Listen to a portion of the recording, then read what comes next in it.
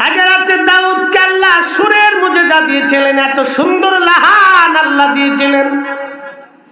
ইমাম ইবনু কাসির আল বাদার মধ্যে লেখেন 70 সুর দিয়ে দাউদ নবী যখন জবুর শরীফ তেলাওয়াত করতেন, এত সুন্দর লাহান, লাহানের মোহনাতে, সুরের মোহনাতে পাখিরা স্টক করে করে পশু পাখি মারা যাইতো, ছটফট করে তারা মারা যাইতো। এত সুন্দর সুর আল্লাহ দিয়েছিলেন, জোরে বলা যাবে কি আল্লাহু আকবার। তোমার সৃষ্টি এত সুন্দর, না জানি প্রভু তুমি কত সুন্দর, ঠিক কিনা? শাহজাদপুরের মুসলমান কথাগুলি মনোযোগ দিবেন। 4 জন নবীর উপরে কোরআন নাজিল করা, 4 জন নবীর উপরে আসমানি কিতাব দেওয়া হয়েছিল, কিন্তু রসুল 4 জন না, রসুল 313 জন রসুল।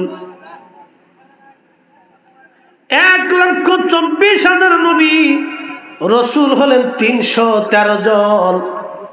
ইমাম ইবনে হিব্বান সহিহ ইবনে হিব্বানের ভিতরে বিশুদ্ধ হাদিসের মাধ্যমে প্রমাণ করেছেন, আল্লাহর নবী নিজে বলেছেন 313 জন রসুল আল্লাহ পাঠিয়েছিলেন, কিন্তু প্রসিদ্ধ রসুল হলো 4 জন। একজন দাউদ আলাইহিস সালাম, জবুর শরীফ আল্লাহ নাজিল করেছিলেন। 2 নম্বর হযরতে মূসা কালিমুল্লাহ, তাওরাত শরীফ আল্লাহ নাজিল করেছিলেন। 3 নম্বর হযরতে ঈসা রূহুল্লাহ, পবিত্র ইনজিল শরীফ যার উপরে নাজিল করেছিলেন। 4 নম্বর হাবিবুল্লাহ, যার উপরে আমার আল্লাহ এই পবিত্র কোরআন নাজিল করেছেন। একবার জোরে বলা যাবে কি মারহাবা? ভুল আছে? সন্দেহ টন্দেহ আছে মনে হয় না?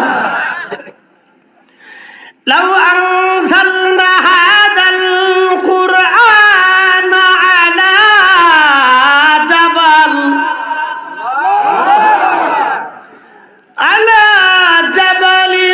লারাআইতাহু খাশিআন মুতাসাদ্দিআন মিন খাশিয়াতিল্লাহ।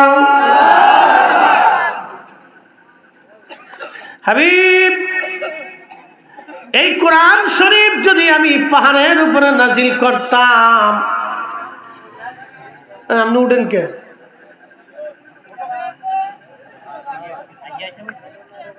ও আগাইতেছে, তা আগার অসুবিধা নেই, সামনে চলে এসে ওটাউটি করবেন না, কোনো লড়াচড়া নেই। ফেসাবে যদি ধরে তো 1 আঙ্গুল উঁচা করবে, আর যদি দোনোটাই ধরে 2 আঙ্গুল উঁচা করবে। বুঝতে পারছেন? নিম্ন চাপ, বুঝতে পারছেন তো? নিম্ন চাপ আপনাদের লাগবে, কারণ আল্লাহর পবিত্র কালামের কথাগুলি এটা একবারে বিশুদ্ধ কালাম। আমি মনে করি প্রত্যেক মুসলমানের ঘরে ঘরে এই কোরআনের তেলাওয়াত জরুরি। কথা ঠিক কিনা? আগে শাশি নানিরা কোরআন শরীফ পড়তো, গ্রামের বাড়ির ঘর থেকে মুরব্বীদের আওয়াজে কোরআনের আওয়াজ ভেসে আসতো। ওখান আর তা আসে না, খালি ফেসবুকের টুক টুক টুক টুক আওয়াজ যায়, আর শুধু গান বাজনা, টিকটক গাবি জাবি, এই সমস্ত মানুষ ফাঁসার ভিতরে নিমগ্ন হয়ে গেছে। প্রত্যেক মুসলমানের ঘরে ঘরে, প্রত্যেক মুসলমানের হৃদয়ে হৃদয়ে আল্লাহর কোরআনকে বদ্ধ করা উচিত। কথা বলেন ঠিক কিনা? আল্লাহ রাব্বুল আলামিন ডাক দিলেন, হাবিব, এই কোরআন আমি রবের ভয়ে, আমি আল্লাহর ভয়ে, আমি মালিকের ডরে এই পাহাড় একেবারে মিসমার হয়ে গলে গলে গলে গলে মিশে যাইতো। পৃথিবীর সবচেয়ে বড় পাহাড়ের নাম মাউন্ট এভারেস্ট। মাউন্ট এভারেস্ট দেখার জন্যে আমি দার্জিলিং গিয়েছিলাম। দার্জিলিং বুঝতেই পারতেছেন শিলিগুড়ি থেকে 70 কিলোমিটার রাস্তা, পাহাড়ি পথ বেয়ে দার্জিলিং যাওয়া লাগে। পৃথিবীর অনেক বিনোদন কেন্দ্রের মধ্যে একটা বিনোদন কেন্দ্রের নাম হলো দার্জিলিং। শিলিগুড়ি মাহফিল করে লোকেরা বলল, হুজুর আপনাকে লাগে এই ঘুমে যদি আপনি যান, দেখবেন আকাশের মেঘ উড়ে উড়ে উড়ে উড়ে ঘুমে আসে। আপনি যে সাদা মেঘগুলি দেখেন, এই মেঘগুলি আকাশে উড়ে উড়ে যেতে দেখেন, এই ঘুমে এই মেঘগুলি উড়ে উড়ে যায়। তাহলে আপনি বুঝতেই পারতেছেন এই পাহাড় কত উঁচু। এই পাহাড়ের দার্জিলিং এর পাশে যদি আপনি দাঁড়ান, মাউন্ট এভারেস্ট আপনি পরিষ্কার দেখতে পারবেন। শুধু দেখা যাবে কুয়াশার মতো সাদা আর সাদা, বরফে আচ্ছাদিত বিরাট বড় একটা পাহাড়। পাহাড়ের উচ্চতা 29,000 ফিট, প্রায় 16 মাইলের উপরে হবে। সোজাসুজি 16 মাইলের উপরে হবে। 29 গলে গলে মিশে যাইতো। একবার জোরে বলা যাবে কি আল্লাহু আকবার।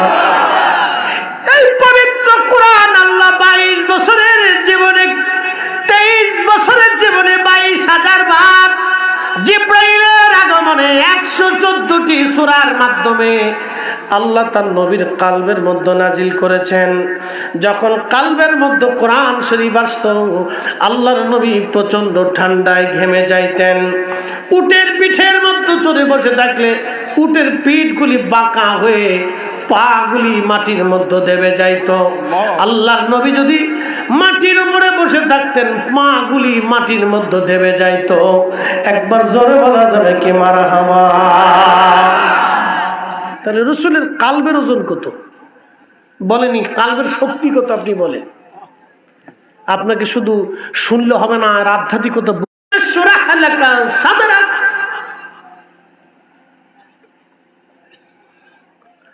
প্রিয় উপস্থিতি, শাহজাদপুরবাসী কি হয় এটাও দেখতে পারতেন। ওই মদিনাতুল মুনাওয়ারা বসিয়া নবী জান্নাতের খবর বলতে পারতেন।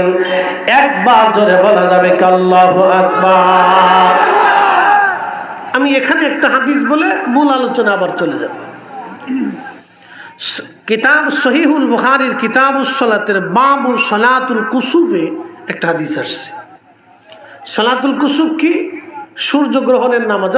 উঠান কেন, কই যান? গেলে গা মাহফিলে বইবেন না। শোনেন, এর ভিতরে যারা আছেন যদি চলে যাওয়ার নিয়ত থাকে তাহলে এক্ষুনি চলে যাবেন, এরপরে কোনো উঠাউঠি চলবে না। ওই ভোগীযোগী আমার কাছে অনার নাই, ও দিন মরে গেছে। কি কথা কন না কেন? ভোগীযোগী চলবে না, বসে থাকে ও আশ শুনতে হবে। আমরা এখানে ওই আজারে বাজারে গান গাওয়ার জন্য কিন্তু এখানে আসিনি। কি কথা ঠিক কিনা? কোরআন সুন্নাহ থেকে বলার জন্য আসছি। এই ব্যক্তিরা অনেক কষ্ট করে এই বাগানটা সাজাইছে বাবা, অনেক কষ্ট হয়েছে। ওই ফানা যদি আগুন লাগে আপনারা কি কেরোসিন নিয়ে যাবে? যদি হিন্দুর বাড়ি হয় জোরে কর, যদি বৌদ্ধর বাড়ি হয় তো পানি নিয়ে কেন যাবেন? তারে বাঁচাইতে হবে, আগুন থেকে বাঁচাইতে হবে। তো জাহান্নাম থেকে আপনার এক মুসলমান ভাই জাহান্নামের দিকে চলে যাচ্ছে, তো ওকে জাহান্নাম থেকে টেনে ধরে এনে বাঁচানোর চেষ্টা করতে হবে, ঠিক কিনা? যেন বুঝতে হবে, কথা শুনতে হবে। নবীজি সহিহ বুখারীতে আছে, আল্লাহর নবী সালাতুল কুসুফের নামাজ পড়তেছেন। সূর্যগ্রহণ, আমাদের দেশে সূর্যগ্রহণ হইলে পানির লুটা নিয়ে দার্শনিকরা বসে। বাংলাদেশে কত দার্শনিক যে বের হয়, তখন এই বালতি ভরে পানি লয়, মগ ভরে পানি লয়, হ্যাঁ পানির ভিতরে দেখে সূর্যগ্রহণ কেমন। যদি আল্লাহ হুকুম না করেন পৃথিবীতে আর কোনোদিন আলো ফিরে আসবে না। আমি বিপন্ন হয়ে যাই, চিন্তিত হয়ে যাই। যদি আল্লাহ বেজার হয়ে যায় তো আর পৃথিবীতে আলো আসবে না। কি কথা বলেন? আল্লাহ আলো না দিলে পৃথিবীতে কেন আলো দেওয়ার সুযোগ আছে? কোনো সুযোগ নেই। বলেন তো, সূর্য কার আইনে চলে? চাঁদ, জমিন, বাতাস, সাগর, পশু পাখি, গাছপালা সব আল্লাহর আইনে চলে। খালি আমরা মানুষই শয়তানের আইনে চলে। আমরা মানুষই আল্লাহর আইনে চলতে চাই না। শুধু মানব জাতি আর জিন এ দুটো আল্লাহর আইনে চলতে চায় না, কুত্তাও আল্লাহর আইনে চলে। বলে হুজুর কেমন? আপনি কুত্তারে খাবার দিবেন, আপনার বাড়ি কুত্তা পাহারা দিবে, কিন্তু শিয়া বুঝে গেছেন আপনার একবারে সোজা হিসাব কোনো গরমিল নেই। ও শিয়াল যতদিন বসাবেন ততদিন এই মুরগি শেষ করে ফেলবে। কি কথা কন না কেন? ততদিনই শেষ হবে। আর খালি পরে কানবেন যে হইলটা কি। ভোট দেওয়ার সময় 500 টাকায় ভোট বিক্রি হয়ে যায়। 500 টাকা হলে 6 জনের ভোট দেয়। আমি দিবানি আপনার মুসলমানের এক জবান দিবার চাই দিলাম না, 500 টাকায় ভোট বিক্রি করে ফেলছে। পরে কান দেখা রাস্তা হইল না কেন? রাস্তা কেমন হবে? বুটাবুটির সময় তার এই 50 কোটি টাকা খেয়ে ফেলছেন, তো ফরিদ সাহেবের ভাত থাকবেন না।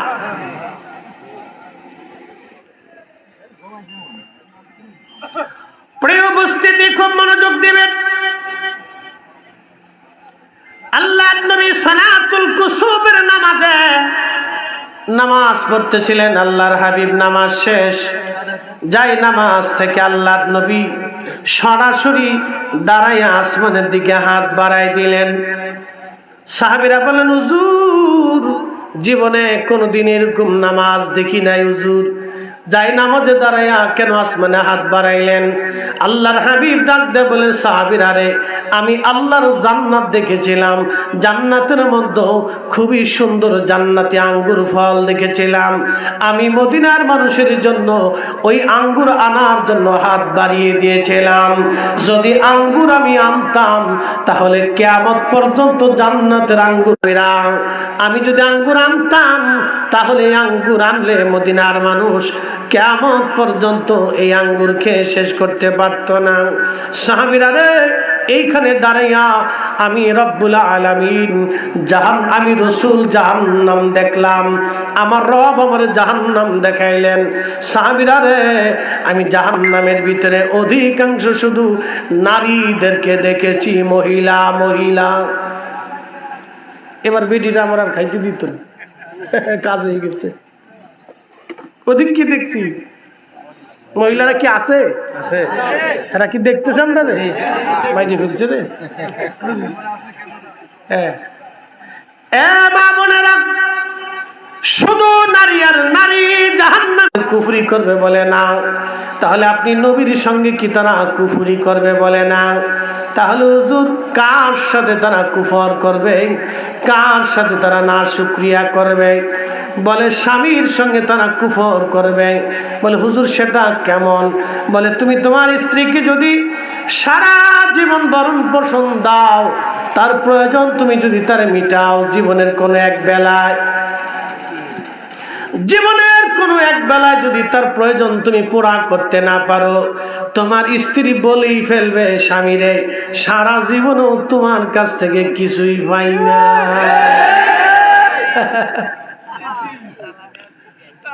যারা বিয়ে করছে তারা বুঝে যান।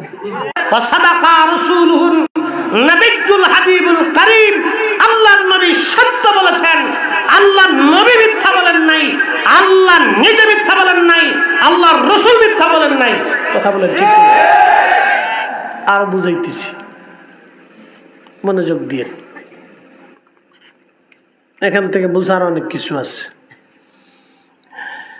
আলিফ লাম মিম।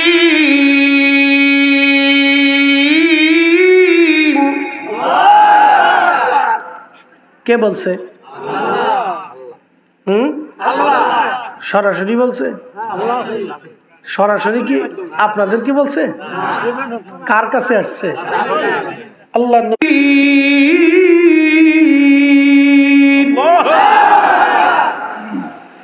আল্লাহ তার রাসূল কারীমের কালব মোবারকে কথাগুলি, বাক্যগুলি আল্লাহ নাজিল করলেন।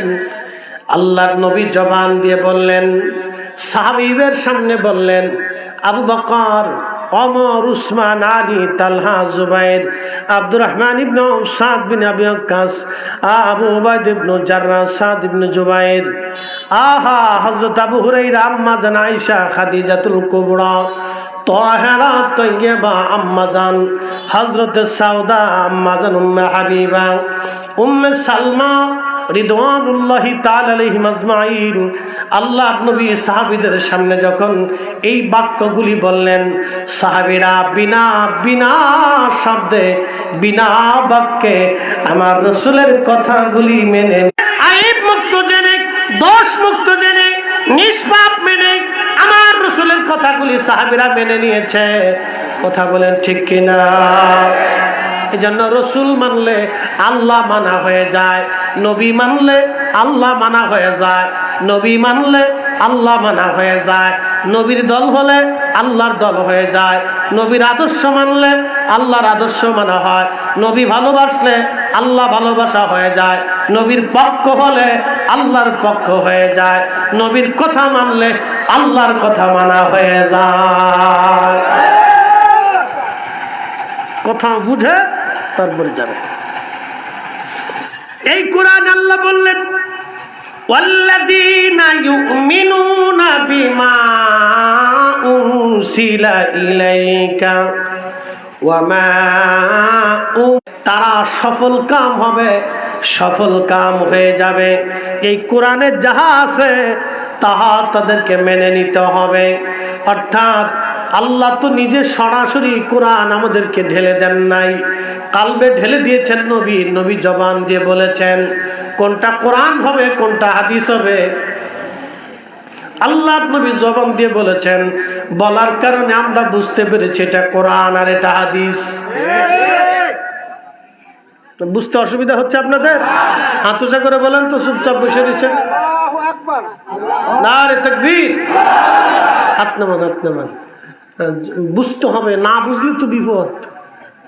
এই জন্য আল্লাহ রসুল সত্যবাদী, আল্লাহ নবী কি নির্ভুল। কথা কন না কেন? কি ভুল?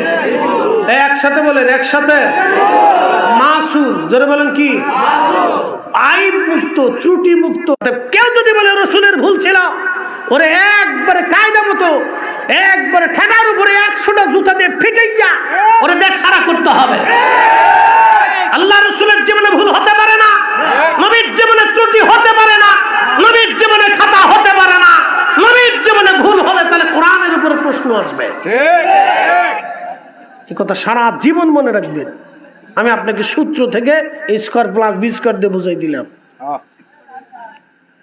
তাহলে কালামের ভিতরে ভুল আসবে। ওয়াল্লাযীনা ইউমিনুনা বিমা বিমা উনজিলা ইলাইকা, আল্লাহ তাকিদ দিচ্ছেন, আল্লাহ বুঝাচ্ছেন, ইলাইকা আপনার উপরে যাহা অবতীর্ণ হয়েছে তার উপরে নিষ্বাক্য হিসাবে, নিশ্চিন্ত হিসাবে, বিনা বাধা বিনা চিন্তায় বিশ্বাস করতে হবে। আপনাদের কথা কন্যা মনে আছে? এখানে আমরা অনেক কোয়ালিটির মানুষ আছি, বিভিন্ন দরবারের মুরিদ আছে, আছে না ভাই? আমার পীর মুর্শিদের দরবারের মুরিদও আছে। আচ্ছা বলেন, বিভিন্ন রাজনৈতিক দলের লোক আছে, বিভিন্ন ঘরানার মানুষ আছে, আছে না ভাই? আছে। কোরআন শরীফ কি আমাদের জন্য ভিন্ন ভিন্ন আলাদা নাকি বলেন? এই কোরআনে যাহা আছে সব মুসলমানের জন্য তাহা, এখানে যাহা হারাম আছে সবার জন্য তাহা হারাম, এখানে যাহা হালাল আছে সবার জন্য তাহা হারাম হালাল, এখানে যাহা হুকুম প্রদান করেছেন করার জন্য সবাইকে তাহা করতে হবে। কথা ঠিক কিনা? কোন সন্দেহ নাই।